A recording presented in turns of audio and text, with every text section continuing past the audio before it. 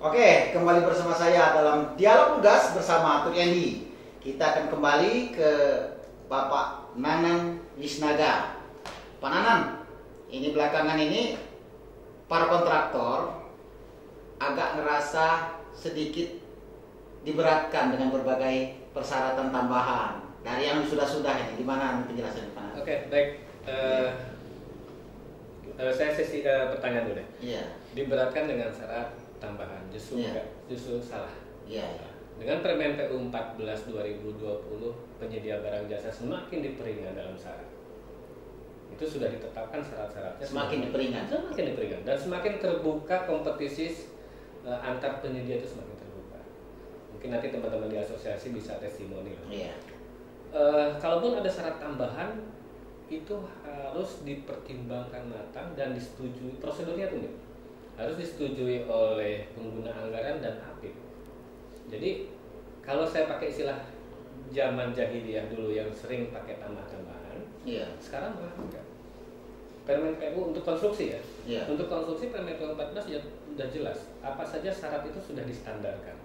Apabila perlu syarat tambahan itu harus persetujuan pengguna anggaran dan APIP dalam bentuk kajian, bukan ujuk-ujuk ya. Iya, Bukan ujuk-ujuk dalam selembar kertas disetujui, bukan. Harus ada kajian. Kenapa menambahkan syarat tertentu tersebut? Misalnya suatu saat misalnya Kabupaten Tulang Bawang akan membangun rumah sakit baru misalnya. Misal ya. Iya. Kemudian kita punya pemikiran bahwa spesifikasi penyediaannya memang harus yang kompetensinya harus sip.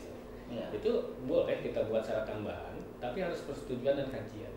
Iya. Jadi saya agak bukan sedikit memang membantah apa yang disampaikan kontraktor, syaratnya rumit, salah.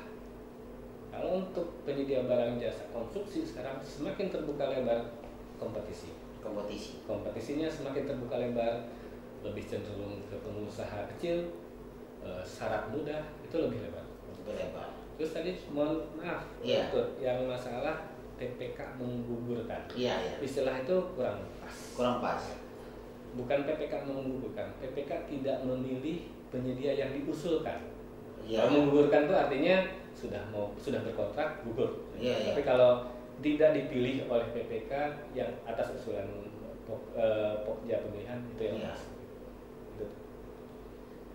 Ada tambahan. Oke, jadi kalau kembali lagi tadi yang ke masalah syarat, itulah situasi sekarang.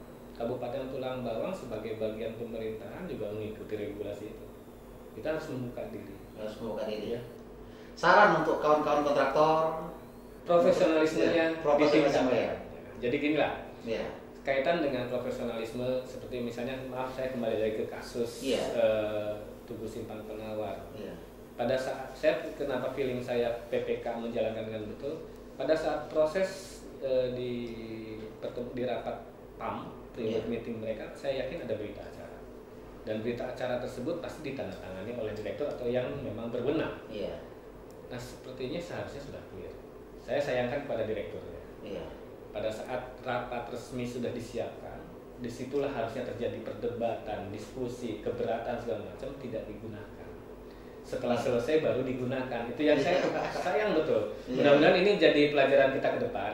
Kami di Pokja pemilihan dan teman-teman yang di pejabat pembuat komitmen maupun di penyedia, bahwa sarana-sarannya sudah disiapkan. Apa tuntutannya? Profesionalisme. Pada saat kita rapat pre-load meeting, kita harus siap. Bukan rapat basa-basi membahas kamu oke, saya oke, tanda tangan, bukan. Tapi pada saat di sana dibahas teknis, penyedia harus mampu bertahan kalau memang merasa ada yang disalahkan. Ini ke depan jadi sebetulnya dari disebut kasus Simpang Penawar, ini pembelajaran besar untuk semua pihak. Itu saja. Iya. Oke. Saya ke Bung Yanto nih, Bung. Iya. Ini saya mengutip dari salah satu media nih, Bung ya. Masalah keputusan ini ada bahasa keputusan ini diduga syarat permainan katanya. Bahkan keputusan pembatalan yang dilakukan oleh pihak PPK juga telah melanggar Permen nomor 14 2020 ini dari kutipan berita ini ya, Bung Yanto.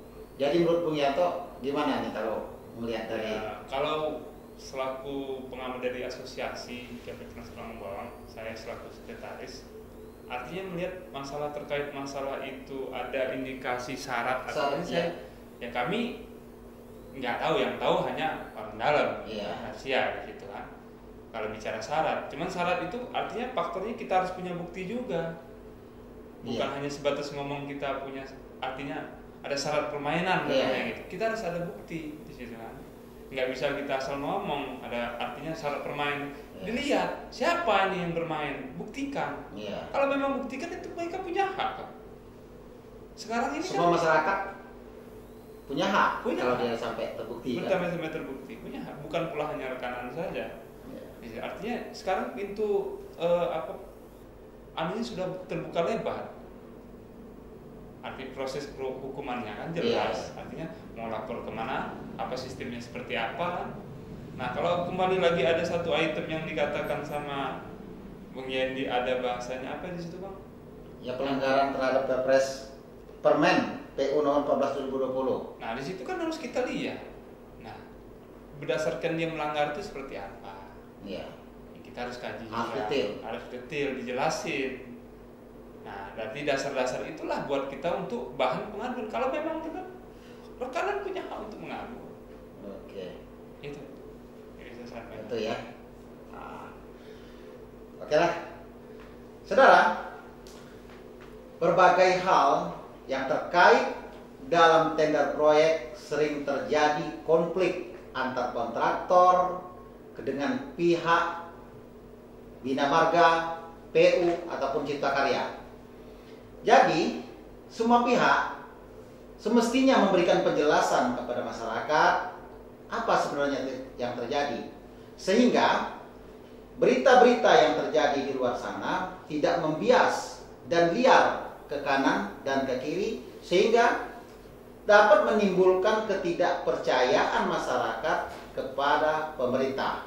Untuk itu, ke depan saya harapkan semua narasumber yang terkait dalam suatu permasalahan untuk hadir dan menjelaskan secara gamblang apa yang sebenarnya terjadi.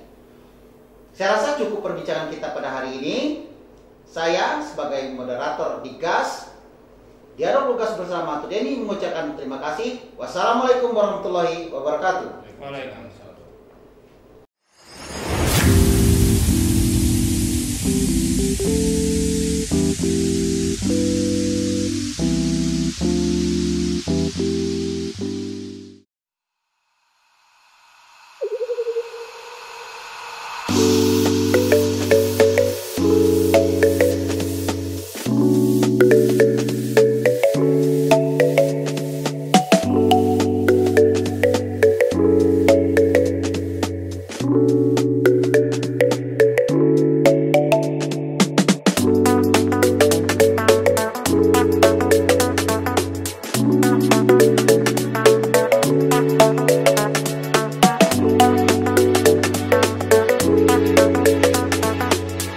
Thank you.